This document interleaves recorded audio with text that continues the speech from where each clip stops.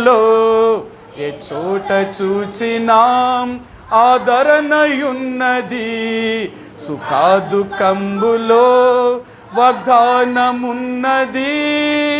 విశ్వాసముంచి ధ్యానించుడి ఆ శ్రేష్టంబౌ గ్రంథంబులో ఏ చోట చూచినాం ఆదరణయున్నది, సుఖదుఖంబులో వాగ్దానమున్నది. విశ్వాసముంచి ధ్యానించుడి. ఈ రాత్రికాల సమయంలో మన యొక్క వాక్య పట్టణంలోనికి వెళదామండి. అపోస్తల కార్యములు 7వ అధ్యాయము. అపోస్తల కార్యములు 7వ అధ్యాయము 31వ వచనం నుంచి 34వ వచనం వరకు ఈ 4 వచనాల్ని ఉత్తర ప్రత్యుత్తర రీతిగా మార్చి చదువుదామండి. అపోస్తల కార్యములు 7వ అధ్యాయము 31 నుండి 34 వరకు ఈ 4 వచనాల్ని నేను ఒక వచనం చదువుతాను, మీ వచనాన్ని మీరు స్పష్టముగా అందరూ ఒక్క రీతిగా కలిసి చదవడానికి ప్రయత్నం చేయండి. ఆ రీతిగా ఈ 4 వచనాలు మాత్రమే మనందరం కలిపి చదువుదామండి. మోషే చూచిన ఆ దర్శనమునకు ఆశ్చర్యపడి దానిని నిదానించి చూచుటకు దగ్గరకు రాగా,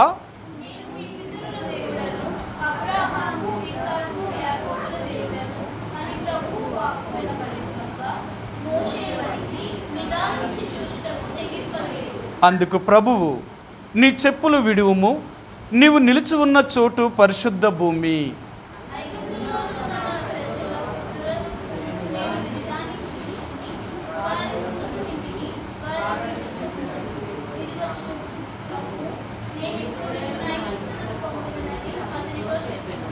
చదువుకున్న లేఖన భాగాన్ని దేవుడు దీవించునుగాక. మరి ఇంతకు ముందే మీకు జ్ఞాపకం చేస్తూ వచ్చాను, మోషేని దేవుడు ఏ రీతిగా ఆయన దర్శించాడు అనేది. ఎందుకంటే దేవుడు ఎన్నో రీతిలుగా ప్రత్యక్షం అవుతూ ఉంటున్నాడు ఆయన. కానీ మోషేకి మాత్రం అగ్ని జ్వాలల్లో ఒక పొద నడిమ, అంటే పొద కాలుతుంది కానీ పొద కాలిపోతా లేదు, అగ్ని మధ్య దేవుడు అతనితో మాట్లాడడానికి ఇష్టపడ్డాడు. ఎందుకు దేవుడు మోషేను అగ్ని జ్వాలల్లో నుంచే మాట్లాడాలనుకున్నాడు? ఇంకొక రీతిగా మాట్లాడవచ్చు కదా. దేవుడు ఎలాగైనా మాట్లాడవచ్చు. మీకు ఎన్నోసార్లు చూపించాను. దేవుడు ఎలాగ మాట్లాడతాడు అంటే బైబిల్ గ్రంథంలో చాలామందితో చాలా రీతిలుగా మాట్లాడాడు. బాలుడైన సమూయేలుతో మాట్లాడాడు, ఆ కర్మేలు పర్వతం మీద ఉన్న ఏలియాతో మాట్లాడాడు దేవుడు. మరి ఆయన మాట్లాడినప్పుడు ఏదో ఒక దర్శనాన్ని ఆయనకి కూడా ఇవ్వచ్చు కదా. కానీ దేవుడు ఈసారి మాత్రం మోషేకి అగ్ని జ్వాలల మధ్య ప్రత్యక్షమయ్యి అగ్ని జ్వాలల మధ్య నుంచే మోషేతో మాట్లాడడం ప్రారంభించాడు. ఎందుకు అలా మాట్లాడాడు, ఎందుకు దేవుడు అగ్నిగా ప్రత్యక్షమయ్యాడు అనే విషయాన్ని మీకు జ్ఞాపకం చేశాను. ఎందుకు అంటే మోషే యొక్క జీవితము అప్పటికి 40 సంవత్సరాలు మిద్యాను అరణ్యములోకి వచ్చి పూర్తిగా దేవుడు ఆయన ఎందుకు పుట్టించాడో ఆ ఉద్దేశాన్నే మర్చిపోయాడు. ఇంకా ఎందుకు పుట్టించాడో మర్చిపోయాడు. కారణం ఏంటి అంటే ఆ యొకెబేదు అమ్రాములు మోషేను ఆయన కన్నప్పుడు దేవుని యొక్క ప్రణాళిక, దేవుని యొక్క ఉద్దేశం ఏంటో అతనికి ముందే చూపించారు. ఎందుకంటే మోషేకు చిన్నప్పుడు నేర్పించిందే పెద్దవాడైన తర్వాత దాని ప్రకారముగా జీవించడానికి ప్రయత్నం చేశాడు. మోషేకు ఆయన తల్లి అయిన యొకెబేదు పాలు విడిచేదాకా మాత్రమే ఆయన పెంచింది. ఆ తర్వాత ఫరో యొక్క అంతఃపురంలోకి వెళ్ళాడు. అక్కడ రమారమి 40 సంవత్సరాలుగా, అంటే ఇంకక్కడే ఆయన పెరిగిన తర్వాత దేవుడు 40 సంవత్సరాల సకల విద్యా ప్రవీణుడిగా చేయబడిన తర్వాత మోషే తన స్వంత జ్ఞానము చేత ఇశ్రాయేలు ప్రజలకి ఒక నాయకుడు అవ్వాలని, లేక ఆ ప్రజలను విడిపించాలని ఆలోచన కలిగిన వాడు. కారణం ఏంటంటే తన తల్లి తన తండ్రి బోధించారు, నువ్వు ఎబ్రీడువు, ఎలాగైనా ఈ ప్రజలను ఇక్కడి నుంచి నువ్వు తీసుకుని వెళ్ళాలి. దేవుడు నిన్ను ఎందుకు పుట్టించాడు అంటే ఇందుకొరకే దేవుడు నిన్ను పుట్టించాడు కాబట్టి తప్పక నువ్వు ఎలాగ చెయ్యాలి అనేది మోషేకి వారి తల్లిదండ్రులు బోధించారు. అందుకనే 40 సంవత్సరాలు అయిన తర్వాత మోషే తన అంతఃపురంలో ఆయన ఉంటూ ఆయన బయటికి వచ్చినప్పుడు ఒక ఎబ్రీయుడు ఒక ఐగుప్తీయుడు ఇద్దరూ కొట్టుకుంటున్నప్పుడు ఆ ఐగుప్తీయుడిని చంపి ఆ ఎబ్రీని రక్షించాడు. మరుసటి రోజున ఇద్దరూ ఎబ్రీలే కొట్టుకుంటున్నప్పుడు వాళ్ళని కూడా విడదీయడానికి వెళ్తే మీ ఇద్దరు సహోదరులు కదా, ఎందుకు మీకు విరోధం వచ్చిందంటే వాడు అన్నాడు అందులో ఒకడు, నిన్న ఐగుప్తిని చంపినట్టు నన్ను ఇప్పుడు చంపాలనుకుంటున్నావా అని చెప్పగానే మోషే భయపడ్డాడు. ఆయన ఈ వార్త ఫరోకు కానీ తెలిసిందంటే ఫరో నన్ను బ్రతకనివ్వడు, ఎలాగైనా నన్ను చంపేస్తాడు, ఇక్కడి నుంచి నేను పారిపోవాలి అనుకుని పారిపోయాడు. అయితే అది వెళ్ళక ముందు ఇతడు ఇలాగ తలంచాడట. సరే మీకు చూపించాను కదా మాట, సరే మరొకసారి మీకు చూపిస్తాను. ఆయన ఏమని తలంచాడో చూపిస్తాను మీకు.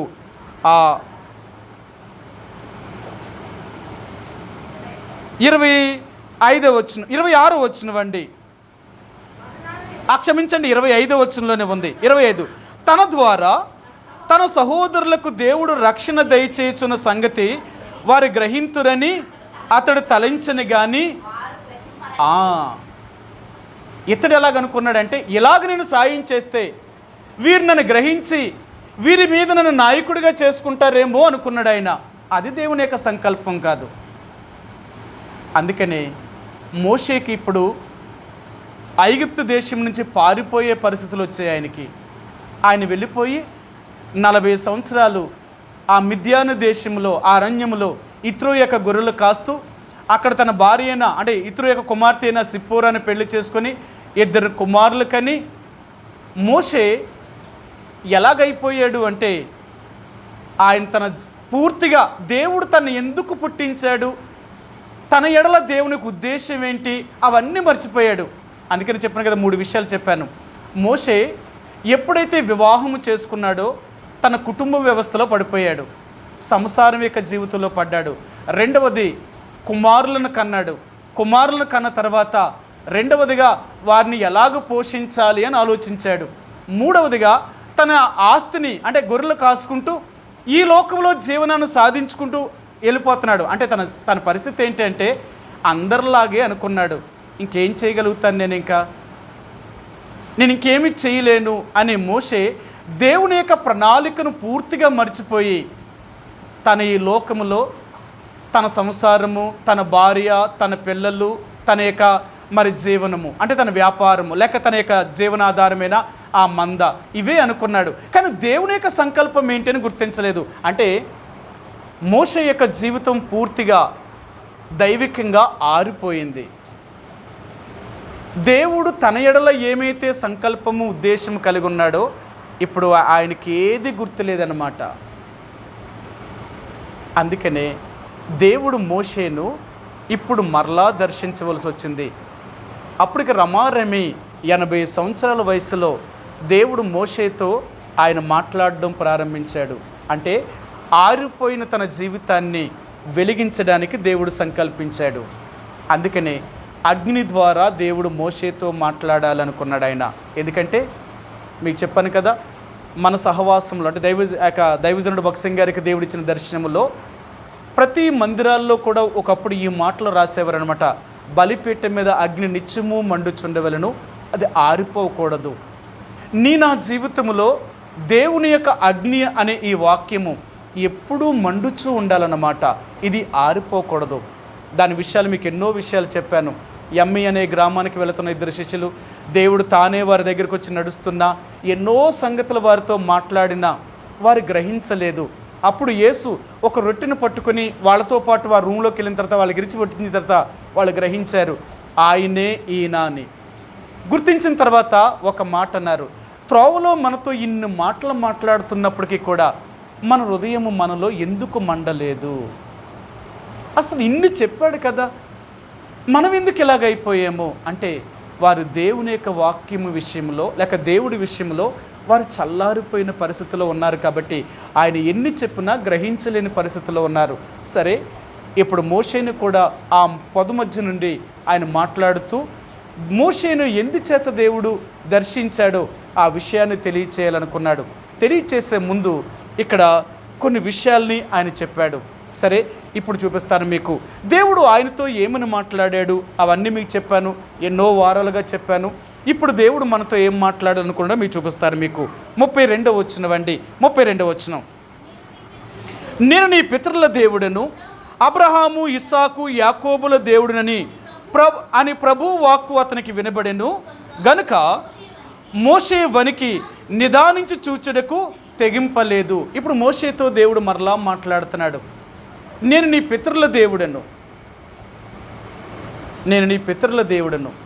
నేను మరలా ఇప్పుడు నీ దగ్గరికి ఎందుకు వచ్చాను అంటే నీకు కూడా నేను దేవుడిగా అవ్వాలనుకుంటున్నాను. ఇంతకాలం నీ జీవితము నన్ను వదిలిపెట్టి ఈ అరణ్యములో నువ్వు ఉండి నీ యొక్క జీవితం, ఆత్మీయ జీవితం అంతా, అంటే ఏ ఉద్దేశం చేతైతే నేను పుట్టించానో ఆ ఉద్దేశాన్ని నువ్వు పూర్తిగా మర్చిపోయావు. అంతే కదా.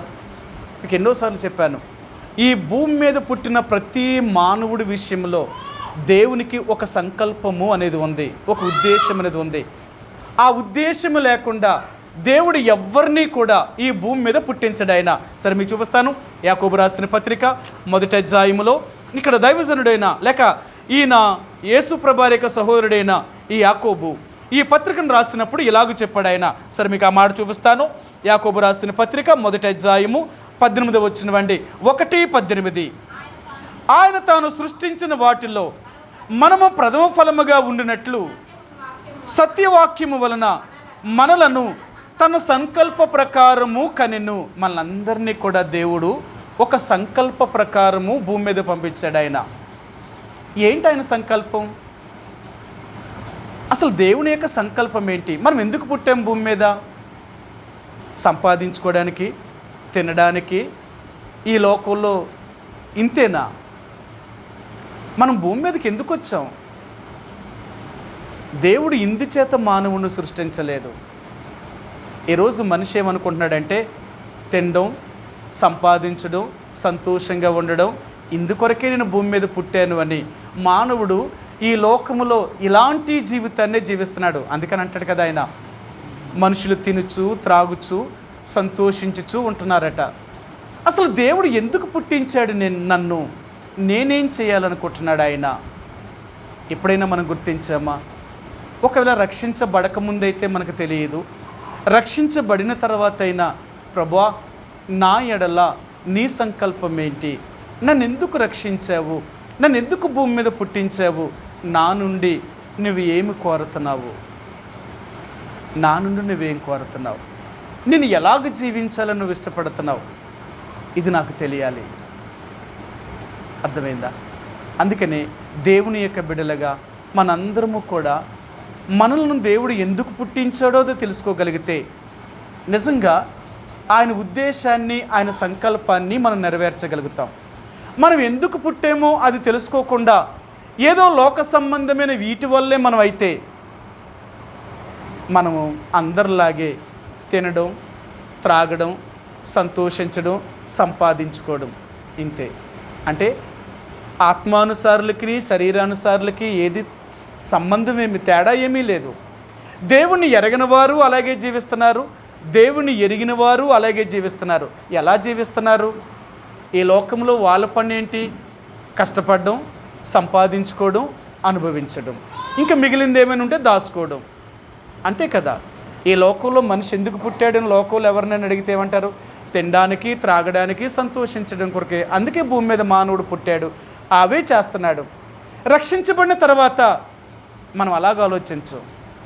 నన్ను ఎందుకు దేవుడు పుట్టించాడో తెలుసా? నన్ను పుట్టించడానికి దేవుడికి ఒక సంకల్పం ఉంది, ఒక ఉద్దేశం ఉంది. నా ద్వారా దేవుడు ఏదో కోరుతున్నాడు. సరే మీకు ఆ మాట చూపిస్తాను. యెషయా గ్రంథంలో దేవుడు ఇశ్రాయేలు ప్రజల గురించి ఈ మాటను చెప్తూ ఆయన ఇలాగ అన్నాడు. చూపిస్తాను మీకు. యెషయా గ్రంథము 43వ అధ్యాయము, యెషయా గ్రంథము 43వ అధ్యాయము 21వ వచనం, 43:21. నా నిమిత్తము నేను నిర్మించిన జనులు నా స్తోత్రమును ప్రచురము చేయుదురు. సరా, అక్కడ ఎంత స్పష్టంగా చెప్తున్నాడు అంటే నా నిమిత్తము నేను నిర్మించిన నా జనులు. అది ఇప్పుడు ఆయన అనేది ఏంటంటే నా నిమిత్తము మిమ్మల్ని చేశాను. ఎందుకు నా నిమిత్తం మిమ్మల్ని చేశాను? నా కొరకు మిమ్మల్ని ఎందుకు చేశాను? ఎప్పుడైనా గుర్తించావా? ఇప్పుడు తల్లిదండ్రులుగా పిల్లలు కన్నాము అంటే ఎందుకు కంటాం? బాబు మీరు పెద్దోళ్ళు అయ్యి తినేసి మీరు హాయిగా సుఖంగా బ్రతకండి, మమ్మల్ని చూడకపోయినా పర్లేదు, మమ్మల్ని ఏమీ చెయ్యకపోయినా పర్లేదు, మీరు బాగుంటే చాలు అనా? మన సంతానం భూమి మీద ఎప్పటికీ నిలిచి ఉండాలంటే మన సంతానంలో మన పిల్లలు తరతరాలకి అలా ఉండాలన్నమాట. అంతేకాదు మన సంతానం నిలబెట్టడమే కాదు వారు, రెండవది ఏంటో తెలుసా, మనకెప్పుడు చేదోడుగా వాదోడుగా అంటే మనకు సహాయం చేసేవారుగా కూడా మన పిల్లలు ఉండాలి. ఇందుకే మనం కన్నాం. ఒకటి మన సంతానాన్ని వృద్ధి చేయాలి, రెండవదిగా మనకెప్పుడు కష్టం వచ్చినా మనకే బాధ వచ్చినా మనకు దగ్గరలో ఉండి మనల్ని ఆదుకోవాలని. ఈరోజు దేవుడు నిన్ను నన్ను కూడా ఎందుకు పుట్టించాడు? ఆయన మనమేం చేయాలని దేవుడు కోరుతున్నాడు అంటే ఆయన అంటున్నాడు, నా మహిమ కొరకు నేను మిమ్మల్ని చేశాను. నేను ఎందుకు మిమ్మల్ని భూమి మీదకి పుట్టించానో తెలుసా? ఈ భూమి మీద జీవించినంత కాలము కూడా నీ ద్వారా నాకు మహిమ రావాలి, నీ ద్వారా నాకు మహిమ రావాలి. నువ్వు ఎప్పుడైతే నీ ద్వారా నాకు మహిమను తీసుకొస్తావో అదే నన్ను సంతోషపెట్టడం అంటే. అర్థమైందా? నాకు సంతోషం ఎప్పుడు కలుగుతుందో తెలుసా? నీ ద్వారా నేను మహిమపరచబడినప్పుడు. ఈ లోకంలో జీవించినంత కాలము మనం దేవునికి మహిమకరంగా బ్రతకాలే కానీ మన దేవుడికి అవమానకరముగా జీవించడానికి ప్రయత్నం చేయకూడదు. ఒకవేళ అవమానకరమైన జీవితాన్ని జీవించామా, మన ద్వారా దేవుడి నామానికి అవమానం తెచ్చిన వారు మొత్తం. ఆయన నామానికి అవమానం తెచ్చామా, మనల్ని బట్టి ఆ దేవుడు చాలా దుఃఖపడతాడు. ఆయన మీ అందరికీ తెలుసు కదా, యెహెజ్కేలు గ్రంథంలో ఇదే మాటలు అంటాడు, మీరు పోయిన ఎల్ల చోట్లను నా నామమునకు అవమానము కలగగా దానిని చూచి నేను దుఃఖపడ్డానేమో కానీ మీకు ఆ విచారం రాలేదు అంటాడు ఆయన. సరే, మీకు ఆ మాట చూపిస్తాను. యెహెజ్కేలు గ్రంథము 36వ అధ్యాయము. యెహెజ్కేలు గ్రంథము 36వ అధ్యాయములో ఇశ్రాయేలు ప్రజల గురించి ఈ మాటను ఆయన జ్ఞాపకం చేశాడు. 36వ అధ్యాయము 21వ వచనం అండి. 21వ వచనం, క్షమించండి, 20వ వచనం. వారు తాము వెళ్ళిన స్థలములలోని జనుల యొద్దకు చేరగా ఆ జనులు, వీరు యెహోవా జనులే గదా, ఆయన దేశములో నుండి వచ్చిన వారే గదా అని చెప్పుట వలన నా పరిశుద్ధ నామమునకు దూషణ కలుగుటకు ఇశ్రాయేలీలు కారణమైరి. రెండవ మాట 21వ వచనం, కాగా ఇశ్రాయేలు పోయిన ఎల్ల చోట్లను నా పరిశుద్ధ నామమునకు దూషణ కలుగుగా నేను చూచి నా నామం విషయమే చింతపడి తిని. మీ విషయంలో నేను చింతపడుతున్నాను. ఎందుకు చింతపడుతున్నానో తెలుసా?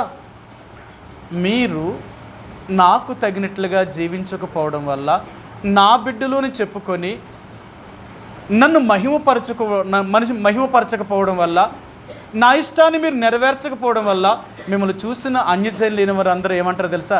వీళ్ళ దేవుని ప్రజలేంటి, వీళ్ళు నిజంగా దేవుని ప్రజలైతే ఎలాగెందుకు ఉంటారు వీళ్ళు? అందుకనే ఈ లోకములో యేసు ప్రభువుని నమ్ముకున్నవారు అంటే వీరు అందరిలాంటి వారు కాదు. క్రైస్తవుడు అంటే అందరిలాంటి వాడు కాదు. అందుకనే క్రైస్తవుల గురించి మీరు ఎక్కడికి వెళ్ళినా వెళ్తే వారి గురించి మంచి సాక్ష్యం చెప్తారు. వాళ్ళు ఏ పనిలో ఉన్నా, ఏ ఉద్యోగం చేసినా, ఏ ప్రాంతాల్లో ఉన్నా వాళ్ళు నిజమైన క్రైస్తవులు అనుకోండి, వాళ్ళ గురించి ఎక్కడికి వెళ్ళినా మంచి సాక్ష్యం కలిగి ఉంటారు. ఏమైనా సాక్ష్యం కలిగి ఉంటారు? అమ్మా, వాళ్ళు చాలా మంచివారు, ఎప్పుడూ ఒకళ్ళు మోసం చేయరు. రెండవది, వారు ఎప్పుడూ మాట తప్పరు, ఎవరైనా కష్టంలో ఉంటే సహాయం చేస్తారు. వాళ్ళు క్రైస్తవుడంటే. వీళ్ళ గురించి ఇచ్చే మంచి సాక్ష్యం ఏంటో తెలుసా? ఎక్కడికి వెళ్ళినా క్రైస్తవుడు గురించి ఒక మంచి సాక్ష్యాన్ని కలిగి ఉంటాం. ఎందుకంటే వీరు ఎక్కడున్నా, వాళ్ళ ఆఫీసులో ఉన్న లంచం తీసుకోరు, వాళ్ళు ఎక్కడున్నా వాళ్ళ డ్యూటీని సక్రమంగా నిర్వర్తిస్తారు. ఏ విషయంలో కూడా ఒకరికి అన్యాయాన్ని కానీ, ఒకరికి కీడుని కానీ, ఒకరికి నష్టాన్ని కానీ వీళ్ళు ఎప్పుడూ కలిగించరండి. అది దేవుని ప్రజలంటే. దేవుని ప్రజలంటే ఎలాగుంటుందో తెలుసా? వీళ్ళు ప్రమాణము చేశారు అంటే నష్టము కలిగిన మాట తప్పరు వీళ్ళు. మీ అందరికీ తెలుసు కదా, కీర్తన 15వ అధ్యాయంలో ఆ మహోన్నతిని యొక్క పర్వతం మీద నివసింపదగిన వాడు ఎవడు అనే విషయాలే, అన్ని విషయాలు చెప్తాడు. వీడే. అందుకనే క్రైస్తవుడు అంటే ఒకప్పుడు లోకంలో చాలా మంచి పేరు ఉండేదండి. ఒకప్పుడు క్రైస్తవులకి ఇప్పుడు క్రైస్తవులకి చాలా మారిపోయింది. ఇప్పుడు మనం క్రైస్తవులం అంటే మన ముఖం మీద ఉమ్మోస్తుంది లోకం. ఎందుకో తెలుసా? మీరేం మారారు. క్రైస్తవులంటే ఒకప్పుడు చూసిన క్రైస్తవులు వేరు, ఇప్పుడు చూస్తున్న క్రైస్తవులు వేరు. ఇప్పుడున్న క్రైస్తవులు ఎలాగున్నారో తెలుసా? చల్లగానూ లేరు, వెచ్చగానూ లేరు. అంటే ఉంటే దేవుళ్ళలోనే లేరు, ఉంటే లోకంలోనే లేరు. రెండు కలుషితమైన క్రైస్తవులు. అందుకని దైవజనుడు భగత్ సింగ్ గారి గురించి ఆ రోజుల్లో ఆయన గురించి సాక్ష్యం ఇచ్చింది ఏంటంటే, భగత్ సింగ్ గారు చనిపోయిన తర్వాత కూడా వాళ్ళ తమ్ముడు భగత్ సింగ్ గారి గురించి సాక్ష్యం ఇచ్చాడు. ఆయన ఏమని చెప్పాడో తెలుసా? మా అన్న యేసుప్రభువారిని నమ్ముకున్నప్పుడు మా అన్న చచ్చిపోయాడు అని ఆ రోజే మేము మైలు తీర్చుకున్నాం, మా ఇళ్ళన్నీ కడిగేసుకున్నాం, ఇక మా అన్న లేడు అనుకున్నాం. మా కుటుంబంలో నుంచి వాడిని ఎప్పుడో తీసేసాం. కానీ దేవుడు మరలా మా కుటుంబాన్ని అనేకమైన సమస్యల ద్వారా తీసుకెళ్ళడం వల్ల మరలా మేమందరము కూడా యేసు ప్రభులోకి వచ్చాం.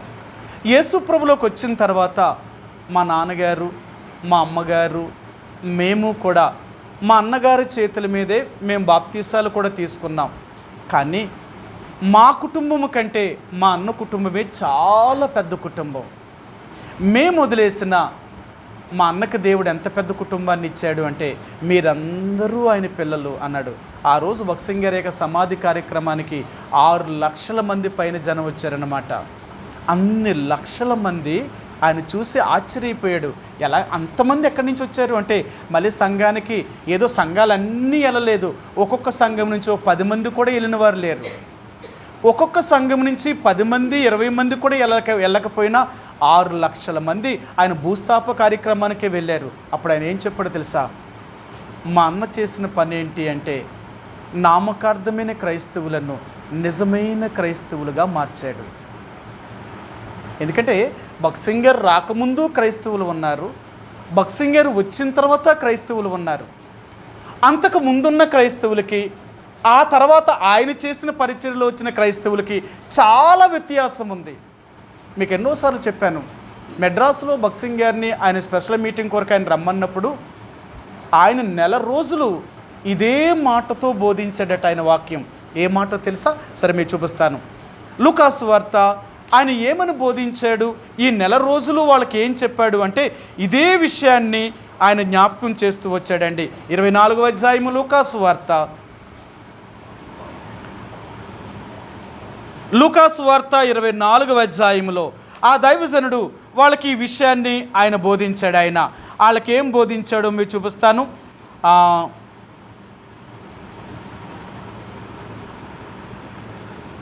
లూకా సువార్త 24వ అధ్యాయము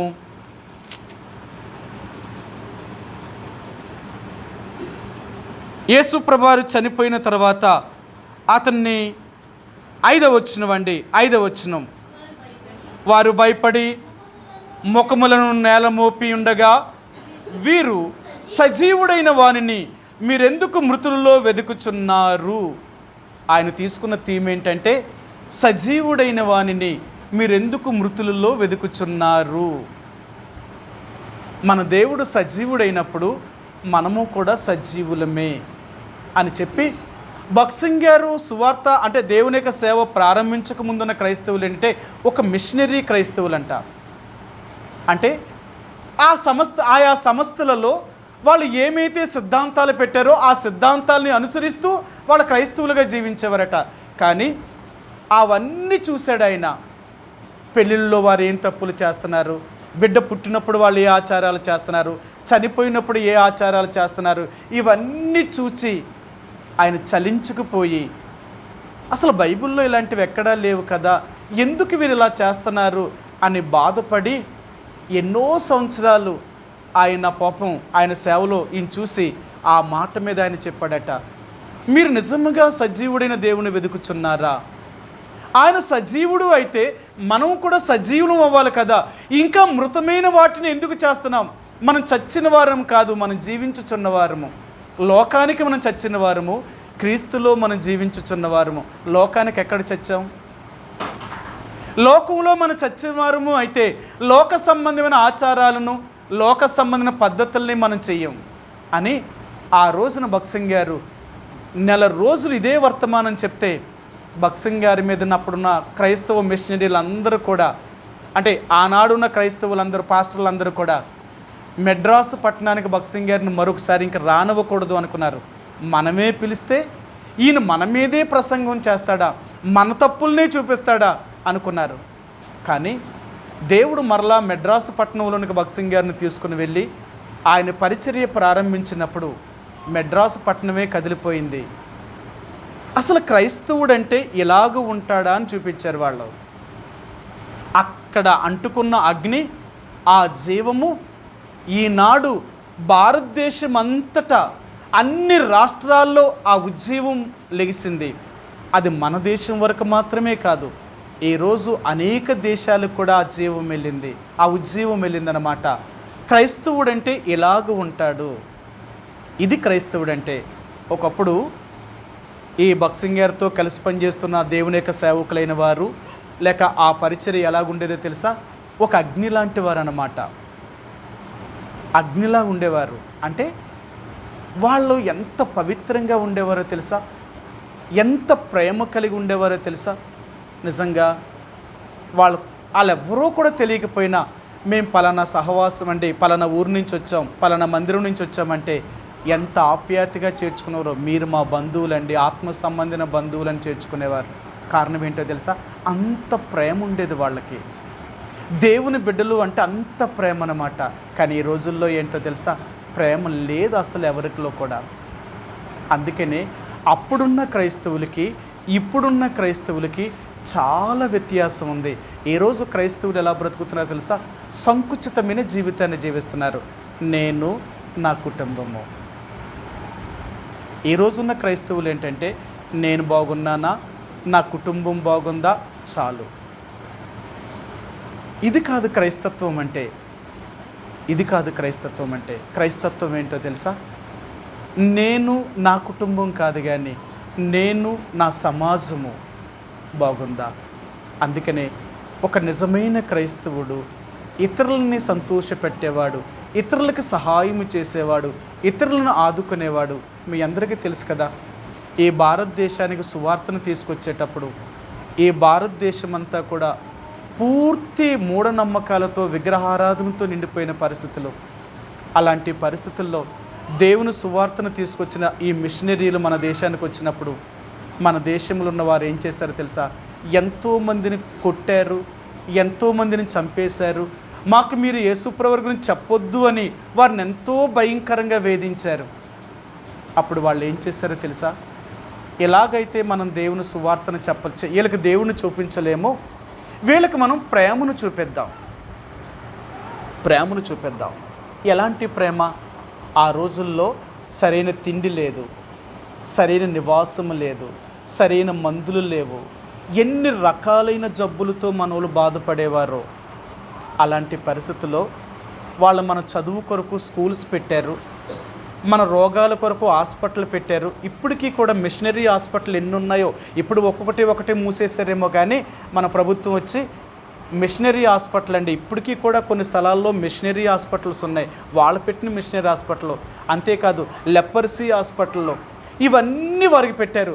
ఎవరు? ఒక క్రైస్తవులకు మాత్రమే కాదు వైద్యం, ఎవరు వచ్చినా అక్కడ వైద్యం చేసేవారు. ఆ వైద్యం చేస్తూ వాళ్ళని ఏది సువార్త చెప్పేవారు కాదు, వాళ్ళ ప్రేమను చూపించారట. వాళ్ళ ప్రేమకి వీళ్ళు ఏమైపోయారో తెలుసా?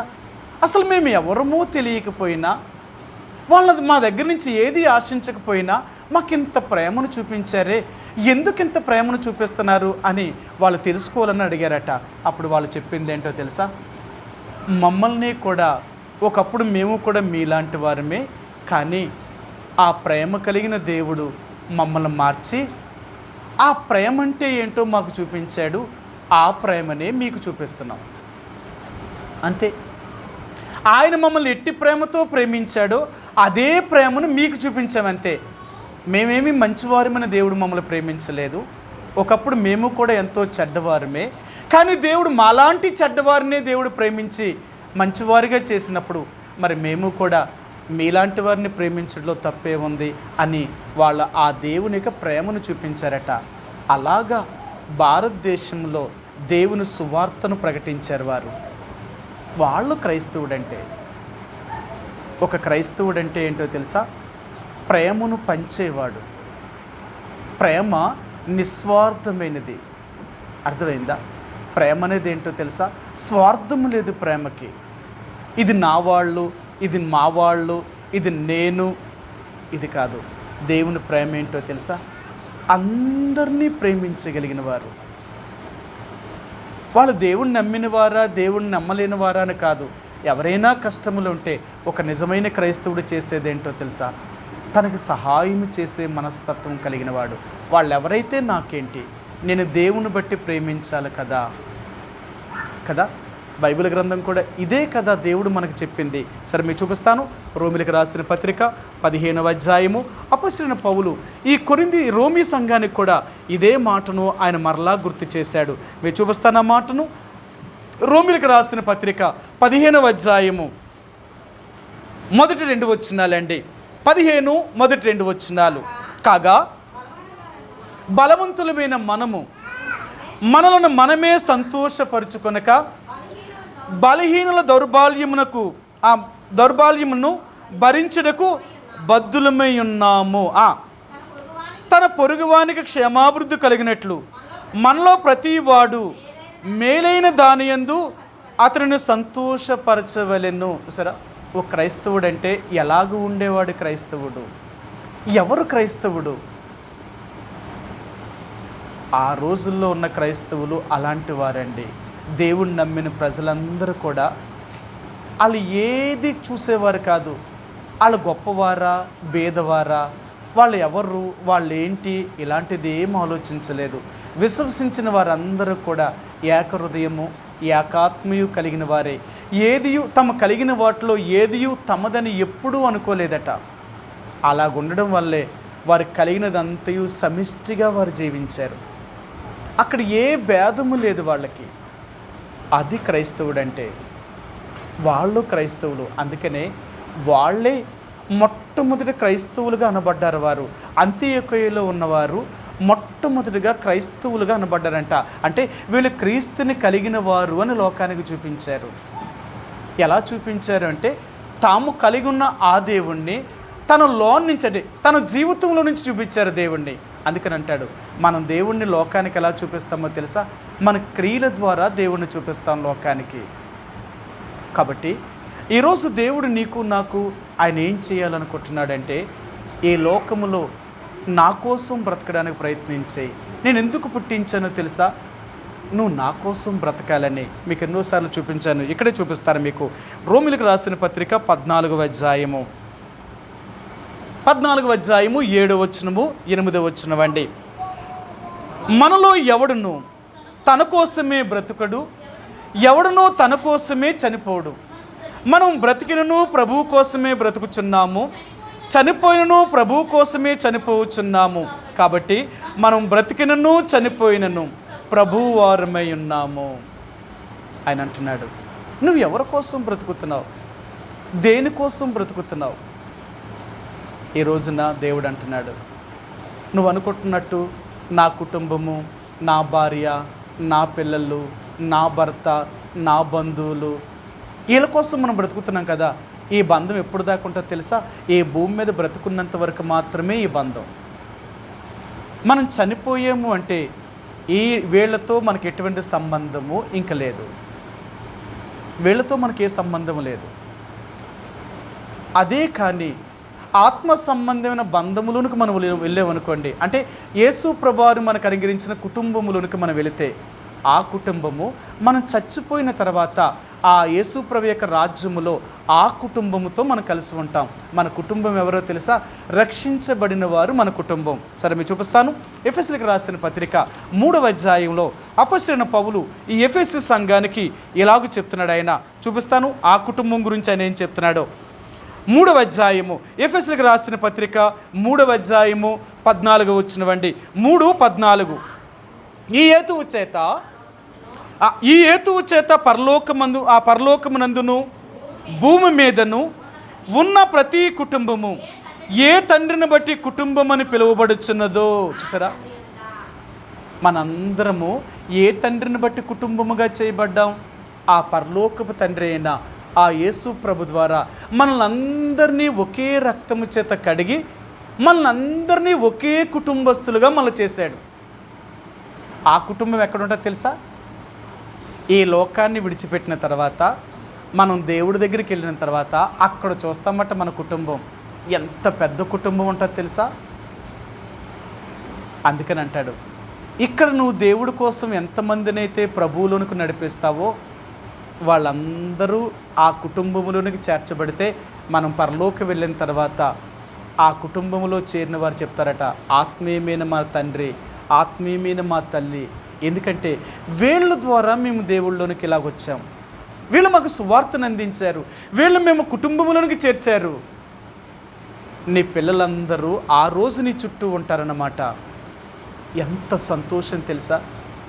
ఈరోజు మనం బ్రతికేది ఏంటంటే శరీర సంబంధమైన ఈటు కుటుంబం కోసం బతుకుతున్నాం.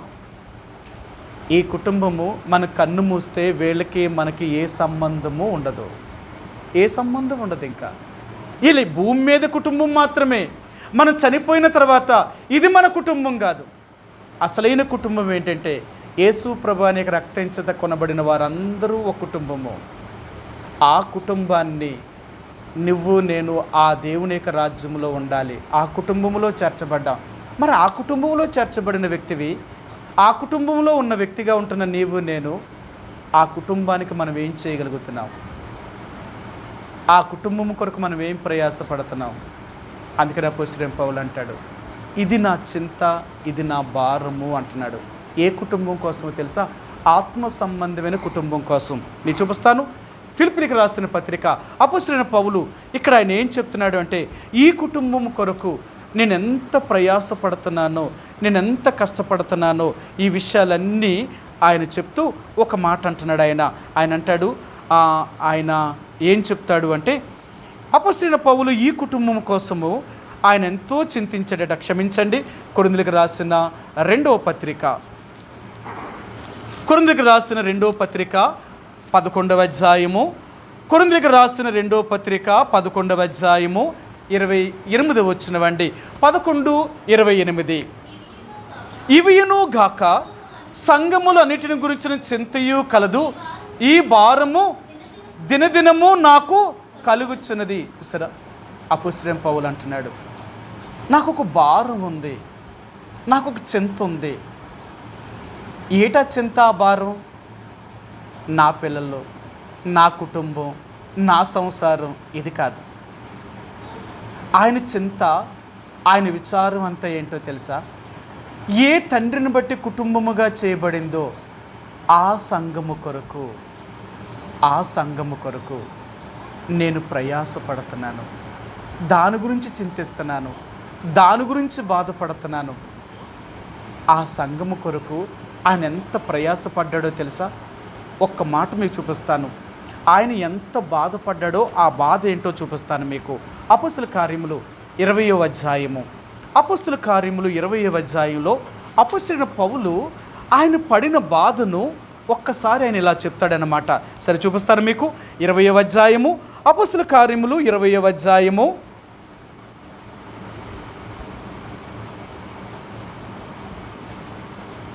31 వచ్చినవండి. 20:31 వచనం. కావున నేను 3 సంవత్సరములు రాత్రింబగళ్ళు కన్నీళ్లు విడిచుచు ప్రతి మనుషునికి మానక బుద్ధి చెప్పుతునని మీరు జ్ఞాపకము చేసుకొని. ఆ సంఘం కొరకు ఆయన ఎన్ని రోజులు ఏడిచాడట? ఎలాగున్నాడట? పగలు లేదు, రాత్రి లేదట ఏడవడానికి. దేనికోసం ఏడిచాడట? ఆ సంఘమును కాపాడడం కొరకు, ఆ సంఘములున్న దేవుని ప్రజలను దేవుని కొరకు సిద్ధపరచడం కొరకు 3 సంవత్సరములు రాత్రు పగళ్ళు కన్నీరు కార్చి ఏడ్చాడట ఆయన. అదండి ఆయన చింత, అది ఆయన భారం. అర్థమైందా? ఒక దేవుని బిడ్డకు ఉండవలసిన భారం ఏంటో తెలుసా? ఇలాంటి భారం ఉండాలి. ఇప్పుడు మోషే ఏమయ్యాడో తెలుసా? అదంతా మర్చిపోయాడు మోషే. నాకెందుకు, ఇవన్నీ నాకు అనవసరం, అవన్నీ వదిలేసి వచ్చేసాను. ఇంకా ఇప్పుడు నేనేం చేయాలి అంటే నా భార్య కొరకు, నా పిల్లల కొరకు, నా సంసారము కొరకు నేను జీవనం సాధించాలి. కాబట్టి నేను చేయవలసిన నా పని ఏంటో నేను చేసుకుంటూ పోతాను, ఇంక వేరేది నాకు అనవసరం. అలాగ మోషే పూర్తిగా దేవుణ్ణి మర్చిపోయి 40 సంవత్సరాలు మిద్యాను అరణ్యములో ఆయన ఒంటరివాడిగా తన కుటుంబంతోటే ఉన్నాడే తప్ప దేవుడితో సంబంధం లేదు ఆయనకి. అలాంటి పరిస్థితుల్లో దేవుడికి మోషేకు ప్రత్యక్షమయ్యాడు. మోషే, ఇందుకొరకే కదా నేను ఏర్పరచుకున్నది, నువ్వేం చేస్తున్నావు, అసలు నీ పని ఏంటి? ఎప్పుడైతే దేవుడు మోషేతో మాట్లాడాడో, మోషే యొక్క జీవితాన్ని వెలిగించాడో, ఆ అగ్నిని ఆయనలో మండించాడో, వెంటనే మోషే తన మామయ్యని ఇత్రో దగ్గరికి వెళ్ళి అడిగాడు, నేను మరలా నా బంధువులను చూడడానికి నేను వెళ్తాను, ఐగుప్తులోనికి వెళ్ళాలనుకుంటున్నాను, నేను వెళ్ళిపోతున్నాను అని చెప్పాడంతే. ఎప్పుడైతే దేవుడు అతన్ని మరలా ఆరిపోయిన తన జీవితాన్ని వెలిగించాడో, అప్పుడు మోషే అనుకున్నాడు, లేదు, నా భార్య నా పిల్లలు కాదు, కానీ దేవుడు నన్నే ఉద్దేశంతో పుట్టించాడో ఉద్దేశాన్ని నెరవేర్చడం కొరకు మోషే తన బయలుదేరి ఐగుప్తు దేశానికి వెళ్ళాడు. వెళ్ళకముందు ఈ యొక్క పొద దగ్గరే దేవుడు, అంటే మోషే ఆ పొద దగ్గరికి వెళ్ళినప్పుడు దేవుడు ఆయనతో ఇలాగూ మాట్లాడాడు. సరే, మీకు చూపిస్తాను. అపోస్తుల కార్యములు 7వ అధ్యాయము అపోస్తుల కార్యములు 7వ అధ్యాయము 33వ వచనమండి. అందుకు ప్రభువు, నీ చెప్పులు విడువుము, నీవు నిలిచి ఉన్న చోటు. ఇప్పుడు మోషేతో దేవుడు అంటున్నాడట, ఇప్పుడు ఏం తీయమంటున్నాడట? చెప్పులు ఉండకూడదా ఏటాయనకి?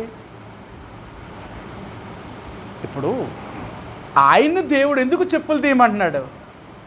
ఇప్పుడు దాకా మాట్లాడిన దేవుడు, ఇప్పుడు దాకా వెలుగును చూపించిన దేవుడు, ఇప్పుడు ఎందుకు ఆయన చెప్పులు తీసేయమంటున్నాడు? బైబిల్లో చెప్పులు 2 రకాలుగా సూచనగా ఉన్నాయన్నమాట.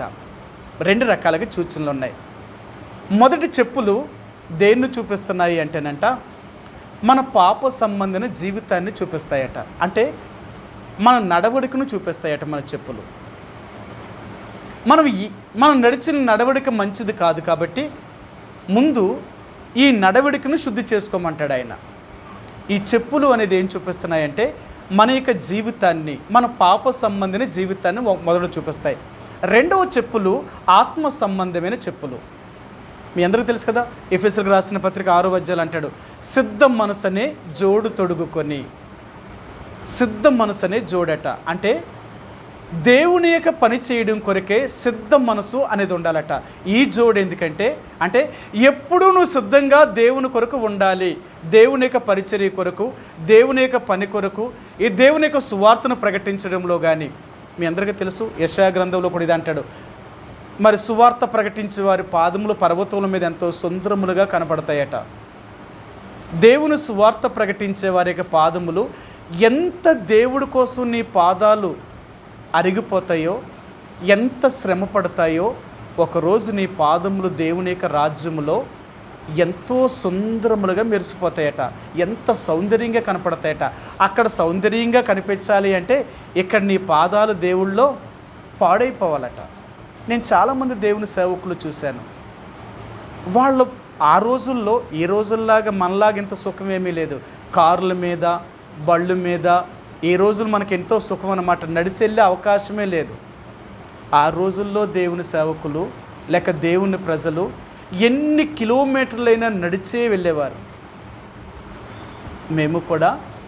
మేము చిన్నప్పుడు, అంటే నాకు రమారమి 14-13 సంవత్సరాల వయసులో పరిచర్యకి వెళ్ళేవారు అన్నమాట. ఎక్కడి నుంచి అంటే రాజవొమ్మంగి నుంచి కెమ్మలగడ్డ అనే ప్రాంతం ఉండేది. రమారమి 12 కిలోమీటర్లు ఎంతో దూరం. దానికి ఏమీ రోడ్డు ఏమి ఉండేది కాదనమాట, అడవిలో నుంచే బాట అన్నమాట. అడవిలో నుంచి ఎడ్ల బండ్ల బాట అన్నమాట. అయితే ఎడ్ల బండి మీద వెళ్ళాలా, లేకపోతే నడిచి వెళ్ళాలా. అదేంటి, వర్షాకాలం అయితే మరీ భయంకరమైన, నడలేం కూడానా. అక్కడ నడిచి వెళ్తూ ఉంటే మట్టి బూట్లలాగా అంటుకుపోయేది అనమాట. బూట్లలాగా అంటుకుపోయేది. చాలా కష్టం. పరిచర్య కోసం ఎవరినైనా పంపించేటప్పుడు ఏం చేసేవారంటే, ఒక్కడే అడవిలో వెళ్ళడం కష్టం కాబట్టి ఇద్దరిని తోడు పంపించేవారంటే, ఆయనతో ఇంకొకరు పంపించేవారు. నన్ను కానీ ఇంకో బ్రదర్ ఉండేవాడు జోసఫ్ అని ఆయన్ని కానీ. ఇద్దరిలో ఎవరో ఒకరు ప్రతి వారం ఎవరో ఒకరు తోడు వెళ్ళేవాళ్ళం అనమాట. వర్షాకాలం వస్తే, ఎండాకాలమైనా శీతాకాలమైనా పర్లేదు, సైకిల్ మీద వెళ్ళేవాళ్ళం. వర్షాకాలం వస్తే ఖచ్చితంగా నడిచే వెళ్ళాలా. ఎంత భయంకరం తెలుసా? ఒకవేళ మధ్యలో కానీ వర్షం పడితే పూర్తిగా తడిసిపోయేవాళ్ళం. వర్షం పడితే ఆ రోజుల్లో ఎప్పుడంటే 89, 88, 89, 90 ఆ ప్రాంతాలు అన్నమాట. భయంకరమైన అడవి. ఎవ్వరు కూడా జనసంచారం కూడా ఉండేవారు కాదు. ఎన్ని జంతువులు తిరిగాయో. కానీ ఖచ్చితంగా వర్షమైనా ఖచ్చితంగా వెళ్ళవలసిందే పరిచర్యకి. మళ్ళీ అంతేకాదు, అక్కడ మళ్ళా ప్రతి బుధవారం ప్రార్థన కూడుకుండేది. ఆ ప్రార్థన కూడికి కూడా వెళ్ళాలా రాత్రుల్లో. అంటే సాయంకాలం మేము 4 గంటలు ఇక్కడికి బయలుదేరే వాళ్ళం. ఎంత కష్టపడేవాళ్ళం నడిచనమాట. మా వయసులోనే మేము ఇంత కష్టపడ్డామంటే మరి ఆ రోజుల్లో 70, 60 సంవత్సరాల్లో దేవుని సేవకులు ఎన్ని కిలోమీటర్లైనా నడిచేవారట. వాళ్ళ పాదాలు ఎలాగుండేవి తెలుసా? పగిలిపోయి అన్నమాట. నేను ఒక సేవకుడు కాళ్ళు చూస్తే నడిచి ముళ్ళు గుచ్చిపోయాట. కాయిల్లా కాసే అనమాట. కింద కాయిల్లా కాసే. ఏంటన్నా కాళ్ళు అంటే, ఏం చేస్తావరా అప్పుడు దేవుని సేవ. మరి ఇంకప్పుడు మాకేమీ లేదు, నడకేరా ఎంత దూరమైనా. ఆ ముళ్ళు గుచ్చుకుందనే సంగతి కూడా తెలిసేది కాదు. ఒకవేళ తెలిసినా తీసుకుంటే ఏదో కొన్ని తీసుకునేవాళ్ళం, ఏదో ఒక ముళ్ళు ఉండిపోయేది. ఆ ముళ్ళులాగా ఆనిక్కాయలా కాసేసింది, ఉండిపోయింది, అంతే, ఇంకేం లేదు. మరి మీకు నొప్పి ఉండదా? నొప్పి ఉంటుందిరా, ఏం చేస్తాం, తప్పదు. దేవుడి సేవలో మేము కొనసాగవలసిందే, అంతే. నిజంగా మీరంతే కాదు, మేము నాకు తెలుసుండి 94, 93 ఆ సంవత్సరాల్లో దేవుని సేవకులకి కాళ్ళు నొక్కడానికి వెళ్ళేవాళ్ళం అన్నమాట. ఎందుకంటే అంతసేపు నిలబడి వాక్యం చెప్తారు కాబట్టి. వాళ్ళకి అప్పటికీ షుగర్లు, బీపీలు కాబట్టి పాపం వయసు చూస్తే 65, 70, 80 సంవత్సరాల వయసులో మార్టిన్ గారు కూడా రమారమి మేము నొక్కడానికి వెళ్ళేటప్పుడు అలా కాళ్ళు నొక్కుతుండే వాళ్ళం అన్నమాట. ఎందుకంటే దేవుని సేవకులుగా పరిచర్య చేయడం, ఇంతసేపు మనకు దేవుడు వాక్యాన్ని చెప్పారు కదా, వాళ్ళకైనా ఆయన నిలబడి ఆయన వాక్యం చెప్పినందుకు ఆయనకే కాదు, ఉన్న పెద్ద సేవకులైన వాళ్ళందరికీ కూడా వాళ్ళకి షుగర్లు ఉండడం వల్ల అరికాళ్ళు నొప్పులు వచ్చేస్తూ ఉంటే వాళ్ళని ఎవరో కొంచెం కాళ్ళు నొక్కండిరా, కాళ్ళు నొప్పి వచ్చేస్తున్నాయి, కొద్దిగా నూనె రాయండి అనేవారు అన్నమాట. ఇలాగ దేవుని సేవకుల కాళ్ళు ఎంత భయంకరంగా బాధ పెట్టాయో. ఎందుకంటే ఆ రోజుల్లో వారు చేసే సేవ అంతా కూడా నడకే. ఎంత ప్రయాసపడ్డారు దేవుని సేవలో. అందుకనే దేవుడు అంటున్నాడు, ఇప్పుడు ఆయన ఏం చెప్తున్నాడంటే, ఈ చెప్పులు అనేవి 2 రకాలుగా చూపిస్తున్నాయి. మోషేతో దేవుడు మాట్లాడినప్పుడు ఏమన్నాడంటే, నీ చెప్పులు విడువుము అన్నాడు. నీ చెప్పులు తొడుక్కో అని చెప్పలేదు. నీ చెప్పులు తీసేయి, నువ్వు నిలిచి ఉన్న స్థలము పరిశుద్ధమైనది కాబట్టి ముందు నీ పాదాలకున్న చెప్పులు తీయి అన్నాడు ఆయన. ఎందుకు మోషేకి తనకున్న చెప్పులు తీయించాడు అంటే, ఈ 40 సంవత్సరాలలో నువ్వు నా కోసం చేసింది ఏమీ లేదు. నీ నడవడికంతా కూడా నీ కుటుంబం కోసం, నీ సంసార జీవితం కోసమే నువ్వు జీవించవు, కానీ నా కొరకు నువ్వు చేసింది ఏమీ లేదు. కాబట్టి ఇప్పటికి నీ చెప్పులు తీసేయి, ఇంక నీ నడతలు నా ఎదుట సరైనవిగా కనబడలేదు. దేవుడు ఆయనతో మొదట మాట్లాడిన మాట ఏంటంటే, నీ నడత నా దృష్టిలో సరైనదిగా లేదు కాబట్టి నీ పాదములకున్న చెప్పులు తీసేయి. ఇప్పుడు నువ్వు తెడుకోవాల్సిన చెప్పులు ఏంటో తెలుసా? ఈ చెప్పులు కాదు, ఆత్మ సంబంధమైన సిద్ధ మనసునే చెప్పులు తొడుక్కోవాలి. అంటే నా కోసం నువ్వు జీవించడం కొరకే నీ మనసు అనే ఈ చెప్పులను తొడుక్కొని నువ్వు ఐగుప్తులోనికి వెళ్ళి నా ప్రజల్ని విడిపించడానికి వెళ్ళాలి. కాబట్టి ఈరోజు దేవుడు మోషేతో మాట్లాడుతున్నది ఏంటంటే, నీ చెప్పులు విడిచిపెట్టు, నీ చెప్పులు వదులు. అంటే మూడవది కూడా ఉంది. ఇశ్రాయేలు ప్రజల్లో ఎవరైనా చెప్పులు తీసివేయబడినవాడంటే వాడు వెలివేయబడినవాడు. మీ అందరికీ తెలుసు, రూతు గ్రంథం గురించి ఆయన చెప్పినప్పుడు బోయాజు రూతుని పెళ్లి చేసుకునే ముందు బోయాజు రూతుతో చెప్పాడు, నయోమితో చెప్పాడు, నాకంటే మీకు సమీపమైన బంధువుడు అక్కడున్నాడు, ఒకవేళ అతని విడిపించలేను అంటే మీ భూమిని విడిపించి మిమ్మల్ని నా సొత్తుగా చేసుకుంటాను, కానీ అతడు విడిపిస్తే నేనేమీ చేయలేను అన్నాడు. అప్పుడు చెప్పారు వాళ్ళు, సమాజం పెద్దలు ఏర్పాటు చేసి సభ ఏర్పాటు చేసి పిలిచినప్పుడు అన్నాడు, నేను వాడిని విడిపించలేను, అంత డబ్బు నా దగ్గర లేదు, వాళ్ళు నాకు అక్కర్లేదు అని చెప్పాడు. అయితే అప్పుడు ఏం చేశారంటే అతనికి ఒక కాలు చెప్పుని తీసివేశారు. అంటే చెప్పు తీసివేయబడిన వాడు అంటే వాడు ఇతరులకి, అంటే తన బంధువులకి ఏ సహాయము చేయలేనివాడు. ఇశ్రాయేలు ప్రజల్లో అది పెద్ద నీచమైన కార్యం అన్నమాట, నీచమైన కార్యం. సరే, ఇప్పుడు మనకు కావలసిన చెప్పులు అనేది ఏంటంటే, నీ చెప్పులు విడిచిపెట్టు, నీ చెప్పులు తీసేయి.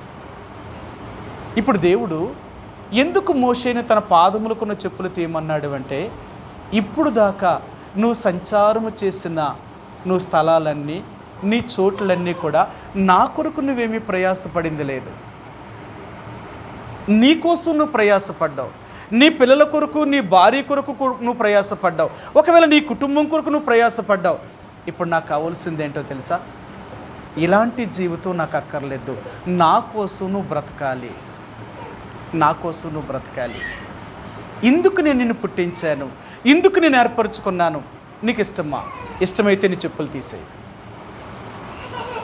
నీవు నిలిచి ఉన్న స్థలము పరిశుద్ధమైన భూమి, ఇది దేవుడు నివసించే స్థలం. అది ఇలాంటి స్థలముల్లో అపవిత్రమైన నడవడిక కలిగిన వారు ఇక్కడ ఉండడానికి అర్హులు కారు. చెప్పు, నీ చెప్పులు తీస్తావా? అలాగైతే నా పరిశుద్ధ భూమిలో నిలిచి ఉండొచ్చు. నువ్వు చెప్పులు తీయలేను అంటే నా పరిశుద్ధమైన స్థలంలో నిలిచి ఉండడానికి నీకు అర్హత లేదు.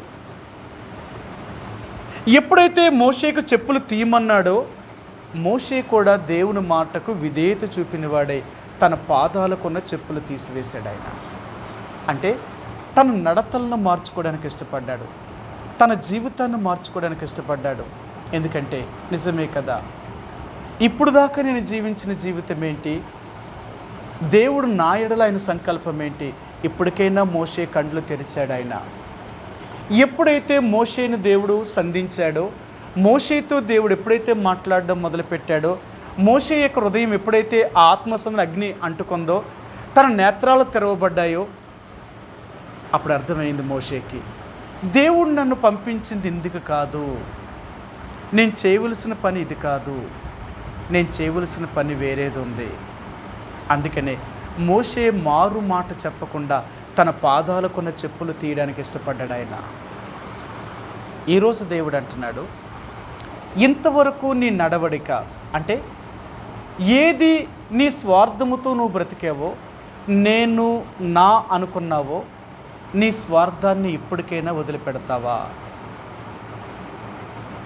వదిలే. ఎందుకో తెలుసా? ఇలాంటి స్వార్థము కలిగిన వారు నా దగ్గర ఉండడానికి అర్హత లేనివారు. ఎందుకంటే దేవుని పిల్లలుగా ఎవరైనా ఆయనతో కూడా ఉండాలి అనుకుంటే వారు నిస్వార్థమైన వారై ఉండాలి. వారిలో ఎటువంటి స్వార్థ బుద్ధి కూడా ఉండకూడదు. వారు ఎలాగుంటారు అంటే మనము అనుకునే స్థాయిలోకి వస్తారు, మనము అనుకునే స్థాయిలోకి వస్తారు, నేను అనుకునే స్థాయి కాదు. అందుకనే రక్షించబడిన ప్రతి వ్యక్తి కూడా ఈ రోజున దేవుడు అనేది ఏంటంటే, నువ్వు సిద్ధంగా ఉన్నావా? దేనికి సిద్ధమో? ఇంతవరకు నువ్వు దేని కొరకైతే బ్రతకాలనుకున్నావో, నువ్వు దేని కొరకైతే జీవించాలనుకున్నావో, దేని కొరకైతే నువ్వు బ్రతుకుతున్నావో దాన్ని విడిచిపెట్టి నా కోసం జీవించడానికి నువ్వు సిద్ధంగా ఉన్నావా? ఒకవేళ సిద్ధంగా ఉంటే నన్ను వెంబడించు, నన్ను వెంబడించు.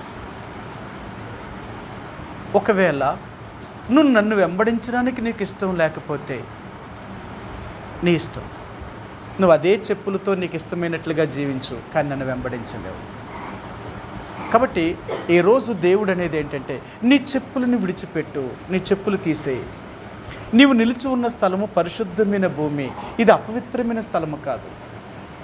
దేవుని యొక్క బిడ్డలుగా నీవు నేను కూడా రక్షించబడిన తర్వాత ఇంకా నీ సుబుద్ధిని ఆధారము చేసుకొని నీ సొంత మార్గము గుండా వెళ్ళడానికి ప్రయత్నం చేయకు. ఒకవేళ అలాగే వెళితే దేవుడు నీతో ఉండలేడు. మరి నిజంగా నీ చెప్పులు అంటే నీ సుబుద్ధిని నువ్వు ఆధారం చేసుకోకుండా నీ స్వార్థాన్ని కానీ విడిచిపెడితే ఇప్పుడు ఆయన చెప్తాడట, నువ్వు ఏ మార్గము గుండా నడవాలో నేను నీకు బోధిస్తాను అంటున్నాడు ఆయన. కీర్తన గ్రంథము 25వ అధ్యాయము, కీర్తన 25వ అధ్యాయము. ఇక్కడ దావీదు ఈ మాటను ఆయన జ్ఞాపకం చేస్తూ ఆయన ఏమన్నాడో మీకు చూపిస్తాను. 25వ కీర్తన, కీర్తన గ్రంథము 25వ అధ్యాయము 12వ వచనమండి. 25:12. యెహోవా యందు భయభక్తులు గలవాడు ఎవడో వాడు కోరుకొనవలసిన మార్గమును ఆయన వానికి బోధించును. సరే, ఇప్పుడు ఆయన అంటున్నాడు, ఆయన యందు భయభక్తులు గలవాడు ఎవడో వాడికి ఆయన బోధిస్తాడట. వాడు ఏ మార్గము గుండా నడవాలి అనేది ఆయన బోధిస్తాడు.